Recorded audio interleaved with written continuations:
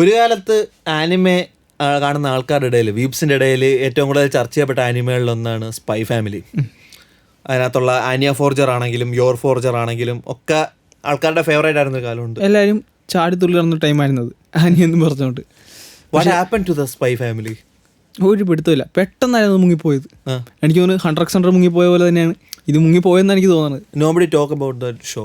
ശരിയാണ്. May be മാർക്കറ്റിങ്ങിൻ്റെ പ്രശ്നമാണോ? Marketing, ആ ഒരു ആനിമെ മാർക്കറ്റ് ചെയ്യുന്ന രീതി ഉണ്ടല്ലോ, ഇപ്പോൾ സോളോ ലെവലിലും ഡീമൺ സ്ലെയറും ഒക്കെ, അതുപോലെ മാർക്കറ്റ് ചെയ്യാത്തതിൻ്റെ പ്രശ്നം. മാർക്കറ്റ് ചെയ്യുന്നതിൻ്റെ ഇഷ്യൂ ഉണ്ടെന്നാണ് എനിക്ക് തോന്നുന്നത്. കാര്യം ഞാനെങ്ങും ലൈക്ക് മാർക്കറ്റ് ചെയ്ത് കണ്ടിട്ടില്ല.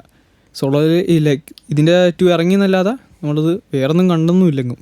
ഡെഫിനറ്റ്ലി. പിന്നെ ഫാൻസിന്റെ ഒരു മൈൻഡ് സെറ്റ് ഇതിനകത്ത് ഇമ്പോർട്ടൻ്റ് അല്ലേ? കാരണം എന്ന് പറഞ്ഞു കഴിഞ്ഞാൽ ഫൈറ്റ് കാണണം, ഫൈറ്റ്, ബ്രൂട്ടാലിറ്റി, അതിനുവേണ്ടി മാത്രം ആനിമെ കാണുന്ന ഒരു വലിയ കൂട്ടം ഇതിന് കാരണമല്ലേ? അതും അവരും കാരണമാണ്. കാര്യം അവരത് മാത്രമാണ് തേടി വരുന്നത്. പക്ഷെ ഇത് കാണുന്നിടത്ത് അത് കിട്ടാത്തതുകൊണ്ടായിരിക്കണം. ഫൈറ്റും ഓറ ഫാമിങ്ങും വേണ്ടുള്ളത്. ഈ വർഷം തന്നെ നോമിനേഷനിൽ വന്നിട്ട് പോലും ഏതായിരുന്നു ബെസ്റ്റ് കോമഡി ആനിമയ്ക്ക് നോമിനേഷൻ വന്നിട്ട് കിട്ടിയില്ലായിരുന്നു. അതിനകത്ത് പിന്നെ ബെസ്റ്റ് പ്രൊട്ടക്റ്റഡ് ടോൾ കോസ്റ്റ് എന്ന് പറയുന്ന ഒരു ഇതിനു വേണ്ടി മാത്രം ഒരു അവാർഡ് അവർ എക്സ്ട്രാ അടിച്ചിറക്കി, അതും കൂടി കൊടുത്തേക്കാനുള്ള രീതിയിൽ ഒരു ആനിയ ഫോർജറിന് ഒരു അവാർഡ് കൊടുത്തു. Nothing else. So what do you think about Spy Family? Do you like it or not? Comment down below.